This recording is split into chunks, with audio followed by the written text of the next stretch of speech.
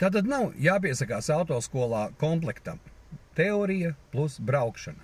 Ejiet uz autoskolu, piesakieties teorijai, tas būs nedaudz dārgāk, bet jūs paliksiet neatkarīgs. Jūs pēc tam varēsiet droši meklēt instruktoru Jāni, Pēteri, Martu, un tikai tas, ar ko jums veidosies kopīga sadarbība, tā autoskola arī pēc tam jums tiks. Ābols, Bumbieris, Tītara autoskola, vienalga. Kā izvēlēties autoskolu? Radās jautājums, kuru autoskolu es pārstāvu? B kategorijas teorijas šobrīd nelasu. Man neapmierina internetā teorijas kvalitāte, līdz ar to nelasu.